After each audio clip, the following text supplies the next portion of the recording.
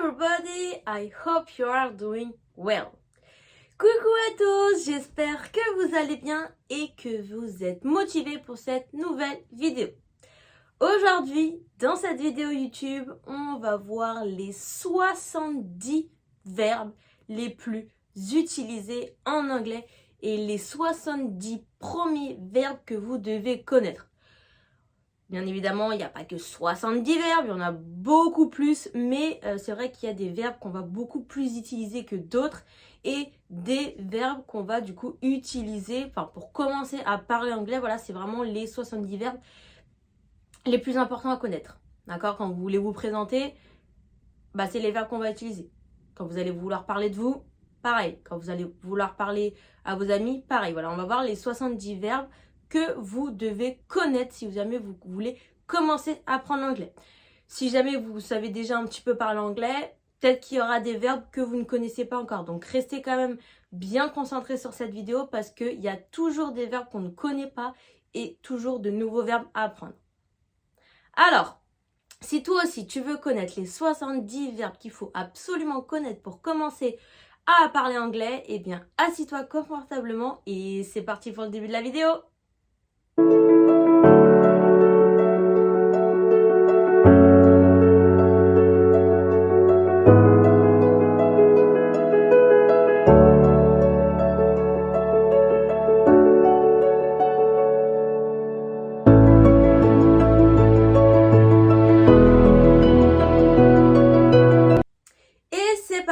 Pour les premiers verbes. Donc là, normalement, les deux premiers verbes que je vais vous dire, vous les connaissez déjà. C'est les verbes être, be, et avoir, have. Ces deux verbes-là, ce sont bien évidemment les plus importants dans n'importe quelle langue parce que c'est les premiers qu'on utilise et qu'on utilise quasiment tout le temps. Donc, pour rappel, ceux qui ne le savent pas, la conjugaison de ces deux verbes. Pourquoi ? Parce que ce sont les deux seuls verbes qui sont irréguliers au présent. Donc, à connaître par cœur. On commence avec le verbe be. I am, you are, he, she, it is, we are, they are. Maintenant, le verbe avoir. I have, you have, he, she, it has, we have, they have. Perfect. Donc bon, ceux-là, normalement, vous les connaissez tous. Le verbe be, le verbe avoir, ceux-là, on les connaît. Perfect. Ensuite, on a le verbe faire. Là, le verbe faire, en anglais, on a deux traductions. Do, make. La question que tout le monde se pose, c'est quoi la différence entre do et make ? Pour cela, j'ai fait une vidéo donc dans ma formation que vous allez retrouver pour la différence entre do et make parce que voilà, ça s'explique pas en 2 minutes. Donc voilà, si jamais vous voulez connaître la différence entre do et make, je vous invite à m'envoyer un petit message soit sur Instagram, soit par mail et comme ça pour voir un petit peu la différence entre do et make. Si jamais vous êtes intéressé par ma formation d'anglais en ligne qui va du niveau débutant A1, A2 au niveau avancé C1, C2, TOEFL, TOEIC. Super, parenthèse fermée. Donc, on se rappelle le verbe do, le verbe make qui veut dire faire. Le verbe make, on peut aussi le traduire par fabriquer, construire. Ok ? Par contre, le verbe make, quand je dis construire, c'est pas construire, par exemple, construire un immeuble. D'accord ? Le verbe construire un immeuble, ça va être build. To build a building. Ok ? Quand je dis construire, ça va être dans le sens construire, par exemple, construire une entreprise. Voilà, quelque chose qui est fictif. Construire une entreprise, etc., etc. To make a company. Construire une entreprise. We don't build a company. We make a company. Alright? Voilà, donc retenez bien do le verbe faire, make le verbe faire, construire, fabriquer. Comme on le voit à chaque fois sur nos t-shirts, sur nos pulls, made in China, fabriqué en Chine. Voilà, donc là, tout ça, c'est du coup le verbe fabriquer. Super. On continue ensuite avec le verbe aller. le verbe aller, là, il n'y a qu'une seule traduction, c'est go. Ensuite, on a le verbe voir. Le verbe voir, une seule traduction, le verbe see. Ensuite, on a également le verbe regarder, qui des fois on peut se tromper avec le verbe voir. Donc voilà, voir, c'est par exemple, une fille est passée devant moi, j'ai vu une fille passer devant moi. D'accord, ça veut dire j'ai pas eu l'intention de la regarder. D'accord, c'est juste que je l'ai vue parce qu'elle est passée devant moi. I saw a girl walking in front of me. J'ai vu une fille passer devant moi. Ensuite, on a le verbe regarder. Donc, regarder, c'est quand on a l'intention de voir. D'accord? Pour le verbe regarder, on a deux différents verbes. On a le verbe watch et le verbe look at. Ok? Donc, le verbe watch, généralement, on l'utilise quand on dit par exemple to watch a game, to watch a match, to watch TV. Et ensuite, tout le reste du temps, on va utiliser le verbe look at. Petit aparté pour le verbe look at. Là, vous devez vous dire normalement, mais pourquoi elle rajoute at après le verbe look? Pourquoi elle ne dit pas que look? Eh bien, tout simplement parce que le verbe look est toujours suivi de la préposition at. À une exception près. Cette exception, c'est quand le verbe termine la phrase. D'accord? Donc, si le verbe termine la phrase, je laisse look tout seul. Si il y a un mot, qu'importe le mot, que ce soit un verbe, un nom, un adjectif, n'importe quoi, on va rajouter la préposition at. Exemple, si je dis regarde-moi, look at me. Là, j'ai le mot me, donc je mets at. Look at me. Si je dis par exemple tais-toi et regarde, close your mouth and look. Là, je n'ai pas utilisé le verbe look termine ma phrase, donc je le laisse. Close your mouth and look. Tout simplement. D'accord? Donc, look at the train, look. D'accord? Si j'ai un mot qui vient après at, sinon pas de préposition. Alright? Donc, n'oubliez pas, voilà, surtout la différence entre voir et regarder. Voir, je n'ai pas l'intention de voir. Regarder, j'ai l'intention de regarder, de voir. D'accord? Voir, le verbe see. Regarder, deux verbes watch and look at. Alright, let's continue. Ensuite, on a le verbe prendre et le verbe donner. Donc, prendre, take, donner, give. To take something, to give something.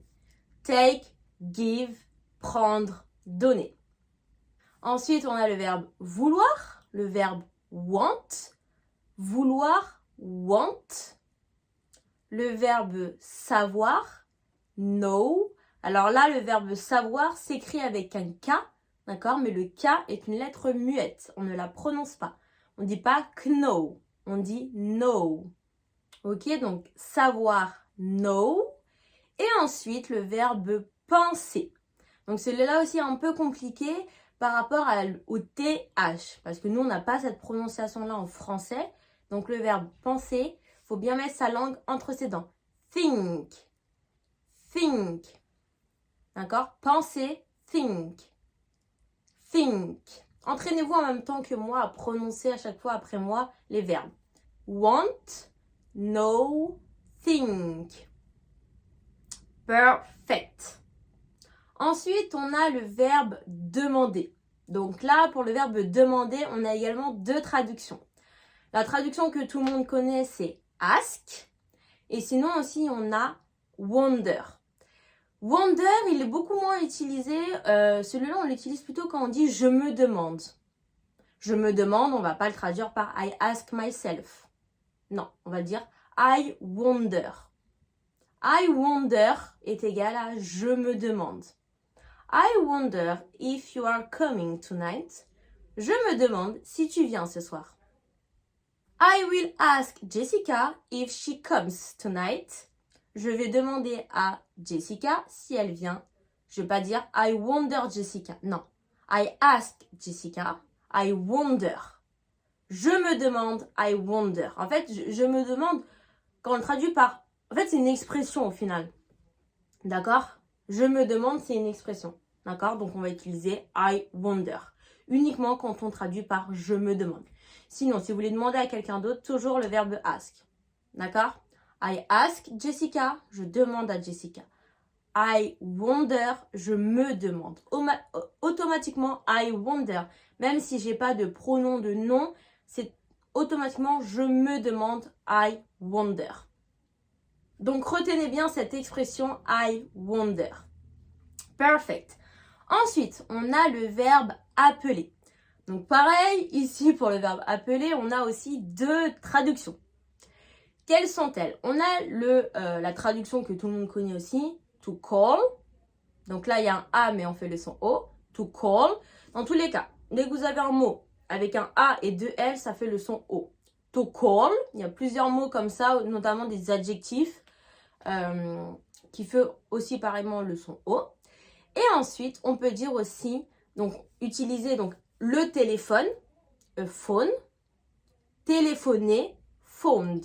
C'est comme au final en français. En français, on a le verbe appeler et le verbe téléphoner. Et bien, c'est la même chose. Appeler, to call, téléphoner, to phone. Exactement. D'accord? Donc, voilà, c'est exactement la même chose qu'en français. Donc, en fonction de ce que vous voulez dire, vous pouvez autant utiliser l'un que l'autre. Après, c'est comme nous en français, on utilise plus le verbe appeler que téléphoner. Mais les deux existent et les deux peuvent être utilisés. Alright, donc to call or to phone. Perfect. Pour celles et ceux qui se demandent pourquoi à chaque fois j'utilise la préposition to devant un verbe, en fait c'est comme ça en anglais. Dès qu'il y a un verbe à l'infinitif, et je dis bien à l'infinitif, d'accord, quand il est conjugué, on ne met pas la préposition to, mais dès qu'on parle d'un verbe à l'infinitif, on utilise toujours la préposition to devant le verbe. Mais uniquement quand le verbe est à l'infinitif. S'il n'est pas à l'infinitif, pas de préposition to. Alright? Perfect. Let's continue.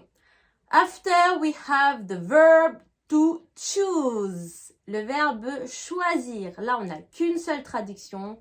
Choose. Avec deux O qui font du coup le son OU. To choose. Alright. Ensuite, on a le verbe du coup ouvrir et le verbe fermer. Le verbe ouvrir, c'est le verbe to open. Et le verbe fermer, c'est le verbe to close. Open the book, close the book. Ok? Open, ouvrir, close, fermer. Alright. Ensuite, on a le verbe venir. Le verbe venir, c'est le verbe come. To come, le verbe venir. Le verbe venir, du coup, voilà, on a dit que c'était comme, mais on a aussi une expression, on va l'utiliser en anglais. Donc nous, par exemple, voilà, on a rendez-vous avec une amie, d'accord? Donc tu as rendez-vous avec une amie à toi et te dit, bah t'es où? Je t'attends depuis 10 minutes. Toi, tu vas lui dire, j'arrive, d'accord?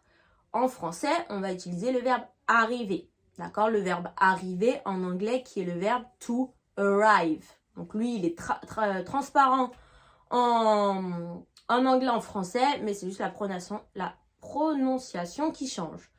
Arrive. To arrive. Là aussi, pareil, c'est un petit peu compliqué, donc entraînez-vous. To arrive. To arrive. Arriver. Alright.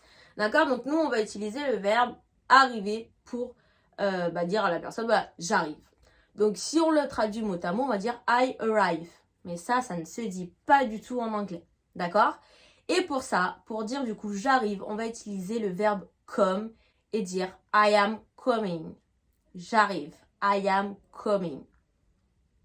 On se rappelle une chose, c'est que c'est pas parce que en anglais, enfin en français plutôt, on a des manières de parler, des façons de parler, que forcément en anglais on a les mêmes.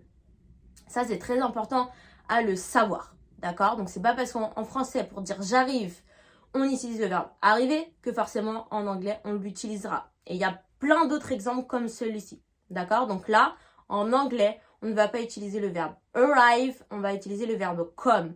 I am coming. Pour dire tout simplement j'arrive.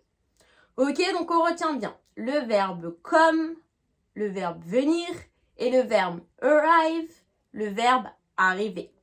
Ensuite, on a le verbe décider, qui là, pareil, est transparent. Le verbe to decide. Donc, pareil, transparent, mais prononciation différente. Decide. To decide. Le E fait un son I, le I fait un son I. To decide. Perfect. Ensuite, on a le verbe apprendre. Le verbe apprendre qui est le verbe to learn. Avec le son E. To learn. Alright. To learn. Ensuite, on a le verbe trouver. Le verbe trouver qui est le verbe to find. Trouver. To find. Et on a aussi le verbe avoir besoin. Donc lui, pareil. Différent qu'en français. Pourquoi? Parce que du coup, nous, c'est deux verbes au final. D'accord? On ne dit pas je besoin, tu besoin. Non, on dit j'ai besoin, tu as besoin. D'accord? On utilise toujours le verbe avoir avec du coup besoin. En anglais, non. En anglais, on a juste un mot, c'est le verbe need. D'accord? On ne dit pas have need. C'est pas bon. D'accord? Là, on a juste le verbe need. Donc, avoir besoin, to need, avec le son I. I need you to learn my lesson. J'ai besoin de toi pour apprendre ma leçon. Or, I decided to find myself the key. J'ai décidé de trouver moi-même la clé. Alright? Donc, on retient ces 4 verbes. Decide, décider. Find, trouver. Need, avoir besoin. Learn, apprendre. Alright, on continue ensuite avec le verbe jouer. Bon, celui-là, je pense que tout le monde le connaît. To play, jouer. To play, perfect. Ensuite, on a le verbe mettre. Donc, mettre, to put. Le son ou, to put, mettre. On a également, du coup, lire et écrire. Donc, lire, to read. Donc là, dans le verbe read, on a un E et un A. D'accord? Mais le E et le A, quand ils sont suivis dans un mot ou dans un verbe, ça a 2 sons différents. Soit le son est, soit le son I. Là, comme dans le verbe lire, on fait le son I. To read. Perfect. Et ensuite, le verbe écrire, to write. Là, le I fait un son I. To write. Le I aussi, pareil, il a deux sons différents. Soit le son I, comme en français, soit le son I. Ok? Donc là, to read, lire, to write, écrire. Je n'aime pas lire. I don't like to read, but I love to write. Je n'aime pas lire, mais j'adore écrire. Where did you put your toys? John wants to play with them. Où as-tu mis tes jouets? John veut jouer avec. Alright? Donc là, on a le verbe jouer, play, mettre, put, lire, read et écrire, write. Ensuite, le verbe boire et manger. Donc, boire, c'est le verbe drink. Manger, le verbe eat. Donc là, pareil, eat, ça s'écrit avec EA. Et là, du coup, ça fait le son I. Drink, eat. Perfect. Ensuite, on a le verbe commencer. Alors, le verbe commencer a également 2 traductions différentes en anglais. On a la traduction de base, start, et on a aussi begin. D'accord? Donc, to start and to begin. Les 2 signifient commencer. On a également le verbe envoyer, to send. To send. Alright. I want to drink iced tea and to eat a pizza. Je veux boire de l'iced tea et manger une pizza. When did you start sending this email? Quand as-tu commencé à envoyer ces emails? Voilà, donc là on a drink, boire, eat, manger, start, begin, commencer, and to finish, send, envoyer. Perfect. After, we have le verbe finir. Donc le verbe finir, pareil. Deux traductions différentes. On a finish, to finish, et on a to end. To finish, to end. Perfect. Ensuite, on a le verbe essayer, try, to try. Et ensuite, on a le verbe marcher et le verbe courir. Marcher, to work, courir, to run. To work, to run. Alright? I don't like running and walking. Je n'aime pas courir et marcher. I prefer to take the car. Je préfère prendre la voiture. I'm lazy. I'm a lazy person. Je suis une feignante, une paresseuse. Alright? I didn't finish my homework yet. Je n'ai pas encore fini mes devoirs. I will try to watch the movie until the end. Je vais essayer de regarder le film jusqu'à la fin. Donc là, le verbe end, c'est aussi la fin. D'accord? Bon, voilà. La fin, finir, c'est un peu la même chose. D'accord? Donc c'est à la fois un verbe et à la fois un mot. Le verbe finir, le mot fin. Alright, on continue ensuite avec le verbe parler. Donc le verbe parler, pareil, on a deux différentes significations. Le verbe to talk et le verbe to speak. To talk, généralement, on l'utilise quand on parle de façon précise et to speak de façon plus générale. Par exemple, I am talking to you. I don't like to speak. Je suis en train de te parler. Je n'aime pas parler. D'accord? Donc là, de te parler, je parle de façon précise. Talking to you. Je n'aime pas parler. Je parle de façon générale. Je n'aime pas de façon générale parler. I don't like speaking. Alright? Perfect. Donc le verbe parler, to talk, to speak. Ensuite, on a les verbes acheter et vendre. Donc acheter, to buy, vendre, to sell. I am selling my house to buy another one. Je suis en train de vendre ma maison pour en acheter une autre. To sell, vendre, to buy, acheter. Ensuite, on a le verbe partir, to leave, à ne pas se tromper avec le verbe vivre ou alors habiter. D'accord? To live avec un i. Ça a la même prononciation, mais c'est juste l'orthographe qui est différente. D'accord? Donc, habiter, vivre, to live avec un i. Partir, to live avec EA. I live in a beautiful house. Je vis dans une magnifique maison ou alors j'habite dans une magnifique maison. I want to leave this house. Je veux partir, je veux quitter cette maison. D'accord? Donc attention, les deux peuvent être utilisés dans des mêmes phrases et on a la même prononciation. Donc à l'oral, vous pouvez pas trop les différencier. La seule façon de les différencier, c'est du coup en voyant dans la phrase lequel des deux a le plus de sens. À l'écrit, c'est facile parce qu'ils s'écrivent pas pareil. Mais sinon, à l'oral, vous essayez de voir lequel a le plus de sens. Et du coup, ça sera forcément le bon. D'accord? Donc, on retient bien. To leave avec un E et un A. Partir, quitter. To live avec un I. Vivre, habiter. Ensuite, on a le verbe apporter. Apporter, to bring. What did you bring me today? Que m'as-tu apporté aujourd'hui? To bring, apporter. Ensuite, on a le verbe, donc, emprunter et prêter. D'accord? Donc, emprunter, to borrow, prêter, to lend. To borrow, to lend. Can I borrow your pen? Est-ce que je peux emprunter ton stylo? Yes, of course, I can lend you my pen. Oui, bien sûr, je peux te prêter mon stylo. D'accord? Donc, to borrow, emprunter, to lend, prêter. Ensuite, on a le verbe rencontrer, to meet someone. It's comme dans l'expression it's nice to meet you.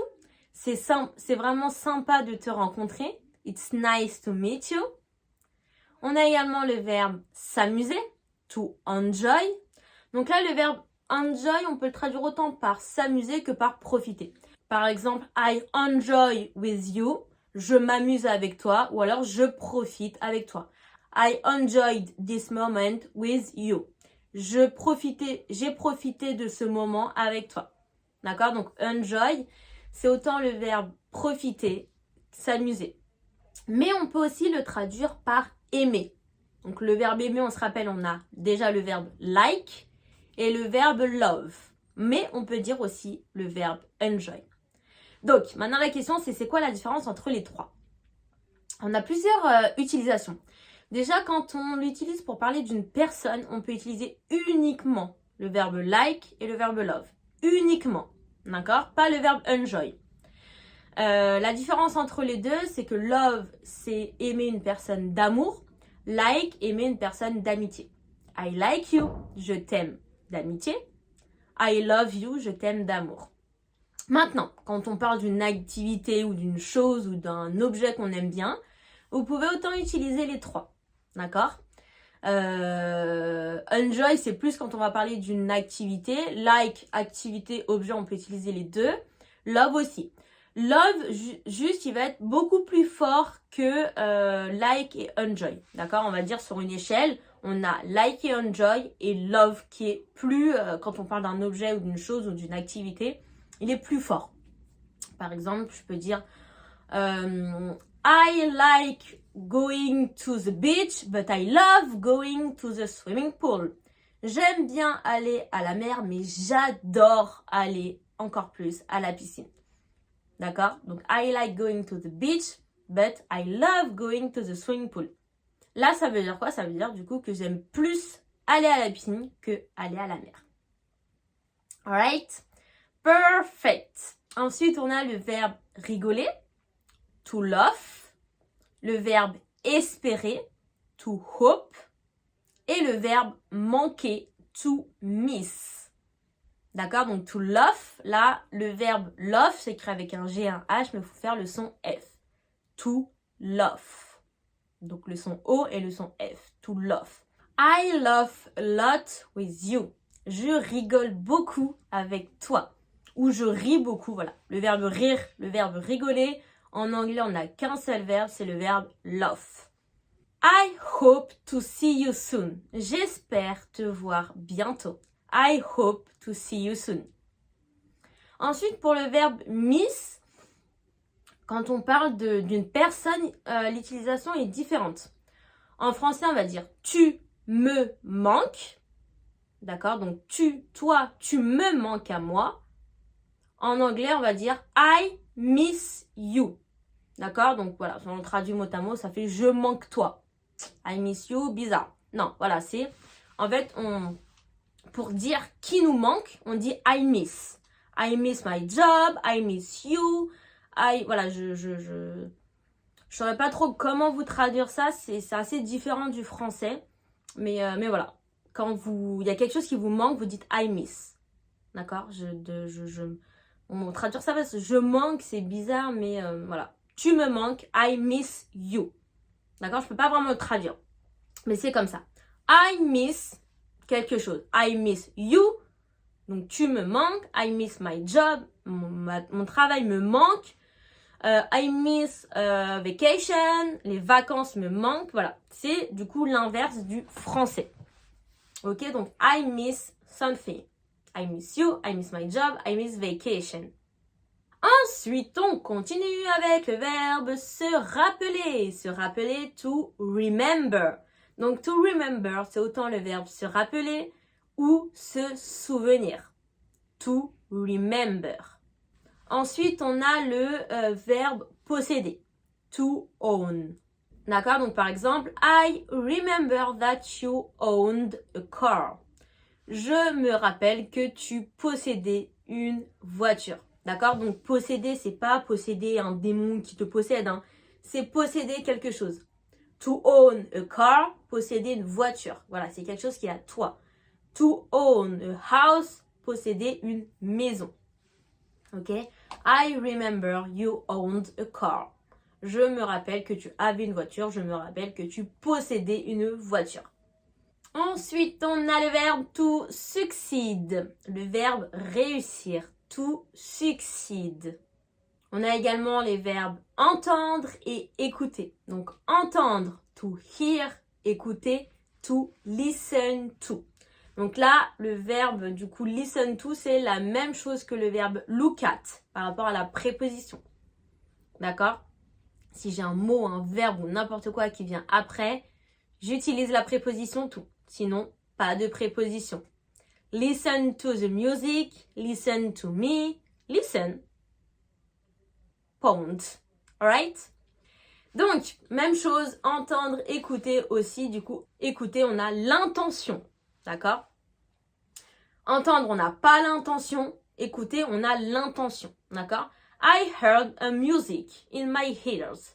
J'ai entendu une musique dans mes oreilles. Je voulais pas l'entendre, cette musique, mais je l'ai entendue. D'accord? J'ai pas eu l'intention de l'entendre, mais je l'ai entendue. I like listening to music.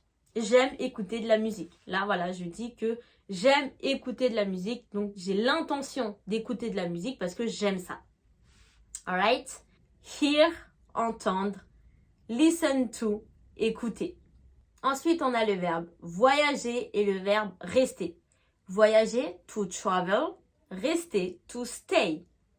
I like traveling around the world.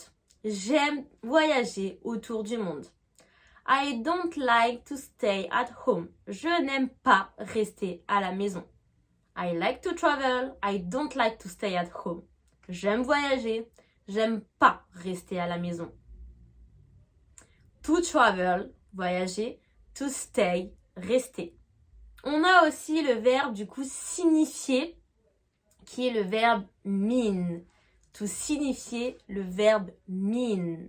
Alors ce verbe-là, du coup, on le traduit par signifier, mais on peut le traduire aussi par d'autres choses. Par exemple, si je dis, si une personne me parle, par exemple, et que j'ai pas compris ce qu'il a dit, je vais dire, what did you mean? Qu'est-ce que t'as dit?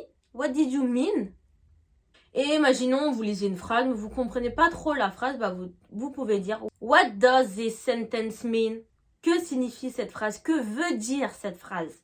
D'accord? Donc, mean, on peut l'utiliser pour traduire le verbe signifier ou le verbe, bah voilà, vouloir dire. D'accord? Donc, qu'est-ce que ça veut dire? What does it mean? What does it mean? Qu'est-ce que ça veut dire? Ensuite, let's continue. On a le verbe interdire. Forbid, to forbid, interdire. On a également le verbe attraper, to catch, attraper. Et aussi, on a le verbe tomber. Donc, nous, comme en français, on a deux verbes. On a laisser tomber et tomber. D'accord? Qui ne sont pas du tout utilisés pareil. Par exemple, si je dis « je suis tombé » ou alors « j'ai laissé tomber quelque chose ». D'accord? En anglais, donc le verbe tomber, c'est to fall. Et le verbe laisser tomber, c'est drop off. Ou alors just drop. To drop something. Donc par exemple, I fall every time I wake up. Je tombe à chaque fois que je me réveille. Ou alors, I dropped my phone yesterday.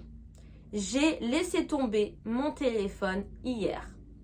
Et je l'ai cassé, le verbe casser, to break. And I broke it. Le verbe casser, break. Du coup là c'est broke au passé. I broke it. I dropped my phone yesterday and I broke it. J'ai laissé tomber mon téléphone hier et je l'ai cassé. Donc un verbe en plus, le verbe break. Un autre exemple du coup avec le verbe interdire et le verbe attraper. It's forbidden to catch the birds. Il est interdit d'attraper les oiseaux. To forbid, interdire. To catch, attraper. Ensuite, on a le verbe sentir. Donc, le verbe sentir, il a deux significations. D'accord? Donc, on a sentir avec le nez. To smell food. Sentir de la nourriture. Et on a le verbe sentir, par exemple, je me sens mal.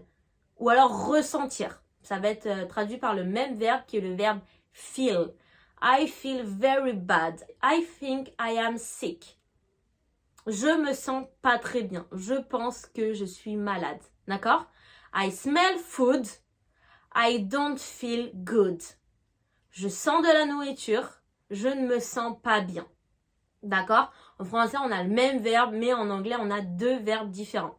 Donc, to smell, sentir, avec le nez, sentir quelque chose. Et to feel, sentir un sentiment, un feeling, ou alors ressentir. Les deux là se traduisent par le même verbe, to feel. Ensuite, on a le verbe porter, to wear, porter des vêtements, to wear clothes, and to watch clothes, laver des vêtements. To wear clothes, porter des vêtements, to watch clothes, laver des vêtements. Ensuite, on a le verbe to dream, rêver, le verbe to pay, payer, le verbe perdre, to lose, et le verbe gagner, to win. Alors, au verbe gagner, on a aussi deux verbes. Soit le verbe to win, d'accord, qu'on va plus utiliser dans le sens gagner une compétition, gagner un match. Et on a le verbe to earn. Là, ça va être plus gagner de l'argent. D'accord, donc par exemple, yesterday I paid this t-shirt and I earned money back. Hier, j'ai payé ce t-shirt et j'ai gagné de l'argent en retour. Bon, cette phrase, je suis pas sûre que vous l'utiliserez un jour, hein. Enfin, j'espère pour vous, mais bon, si vous l'utilisez, je serais super contente pour vous, mais voilà. To earn money, only to earn money, not to earn a match. Donc, with the verb win, I want to win this game. I want to win this soccer match. Je veux gagner ce jeu. Je veux gagner ce match de foot. Alright. And the last one, et un petit dernier. I dreamed that I lost the game. J'ai rêvé que j'ai perdu le match. I dreamed that I lost the game. Le verbe rêver, to dream. Le verbe perdre, to lose. Au passé, to lost. Ensuite, on a le verbe s'asseoir et se lever. To sit, to stand. Can you sit, please? I'm the only one that can stand. Est-ce que tu peux t'asseoir, s'il te plaît? Je suis la seule qui peut être debout. To sit, s'asseoir. To stand, se lever, être debout. Ensuite, on a le verbe to drive, conduire. I don't like to drive. Je n'aime pas conduire. To drive, conduire. Et pour finir, les trois derniers mots de derniers verbes de cette longue vidéo. Je sais qu'elle est longue, j'espère que vous avez réussi à tenir le coup jusqu'à la fin. Vous inquiétez pas, là c'est les trois derniers. On a le verbe souffler, to blow, souffler. Le verbe clean, nettoyer. Et le verbe struggle, lutter. Don't blow on the table. There is a lot of dust. I didn't clean it yet. Ne souffle pas sur la table. Il y a beaucoup de poussière, dust, de poussière. Je n'ai pas encore nettoyé. To blow, souffler, nettoyer, to clean. And to finish, I don't want to struggle anymore to learn English. Je ne veux plus lutter pour apprendre l'anglais. Alright, et c'était du coup le dernier verbe de cette vidéo. Et voilà, donc félicitations à toi, congratulations si tu as regardé cette vidéo jusqu'à la fin parce que je sais qu'elle était super longue. Donc félicitations à toi si tu l'as regardé jusqu'à la fin. J'espère que tout le long de la vidéo, tu as bien répété les mots après moi, enfin les verbes, je vais y arriver. Et tu les as bien écrits du coup, ceux que tu ne connaissais pas. Ceux que tu connaissais déjà, pas besoin de les écrire. Ça va te faire des pages écrites pour rien. Mais ceux que tu ne connaissais pas, c'est bien de les écrire pour les relire et les apprendre. Alright? Et voilà, donc je te laisse pour aujourd'hui pour cette vidéo.